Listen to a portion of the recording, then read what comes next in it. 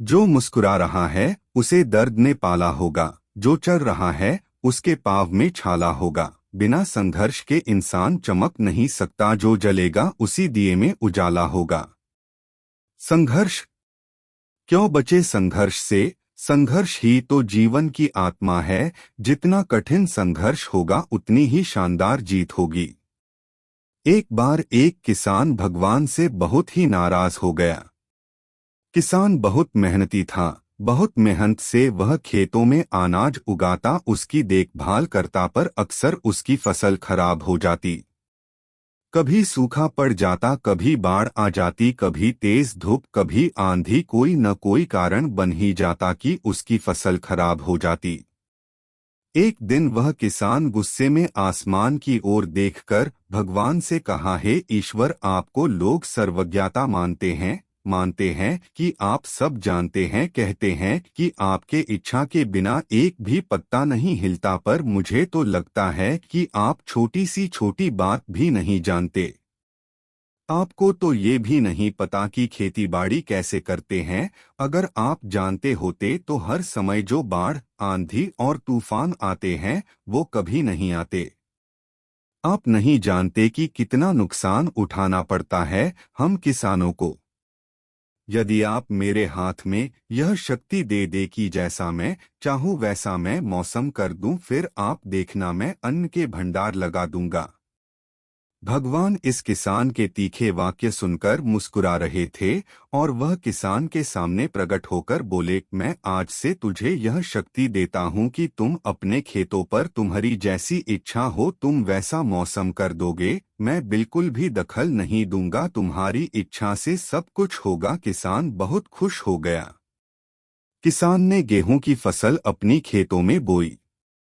जब उसे लगा कि खेतों को धूप चाहिए तो खेतों को धूप मिली। जब पानी बरसना चाहिए तभी पानी बरसा। आंधी, तूफान, बाढ़, कुछ भी उसने अपने खेतों पर आने नहीं दिया। किसान के खेत में इस वर्ष ऐसी फसल हुई जैसी कभी नहीं हुई थी।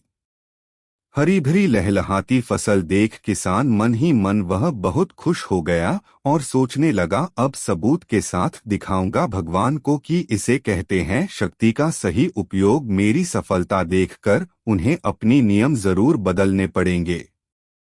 कुछ दिन गुजरे, फसल कटने को तैयार हो गई।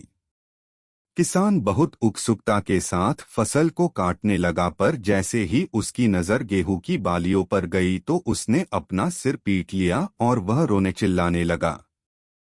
गेहूं की एक भी बाली के अंदर गेहूं का दाना नहीं था, सारी बालियां अंदर से खाली थी। किसान बहुत दुखी हो गया। उसने भगवान को रोते हुए फिर पुकारा, हे प्रभु, तुमने ये मेरे साथ क्या किया? क्या तुमने मुझे कोई सजा दी? भगवान बोले, पुत्र, ये तो होना ही था। तुमने पौधों को संघर्ष करने का मौका ही कहाँ दिया? ना तो तुमने उन्हें आंधियों से जूझने दिया, ना तेज बारिश सहने दिया और ना ही धूप में तपने दिया। एक भी चुनौती का सामना तुमने उन्हें नहीं करने दिया, इसीलिए सारे पौधे अंदर से खोखले रह गए। जब आंधी, तूफान, तेज बारिश और धूप पड़ती है तभी ये पौधा अपने अस्तित्व को बचाने के लिए संघर्ष करता है और इसी संघर्ष से एक बल पैदा होता है जिसमें शक्ति होती है, ऊर्जा होती है। और तूने उन्हें कठिन परिस्थितियों से गुजरने ही नहीं दिया जहां उनके अस्तित्व का जन्म होता। सारी बालियां इसीलिए खाली है, इसमें एक भी गेहूं का दाना इसलिए नहीं है क्योंकि तुमने अपने पौधों को संघर्ष कराया ही नहीं। याद रखिए, स्वर्ण में सवर्णीय आभात तभी आती है जब वह आग में तपने, गलने और हथौड़े से पीटने जैसे संघर्षों से गुजरता है।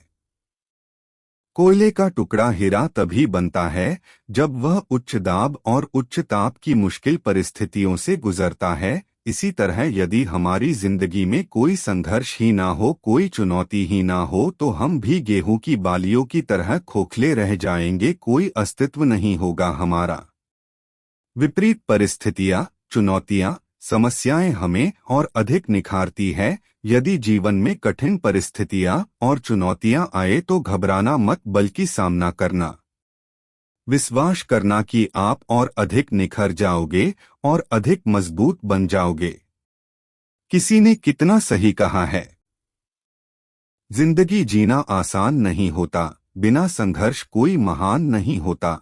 जब तक ना पड़े हथौड़े की चोट तब तक पत्थर भी भगवान नहीं होता।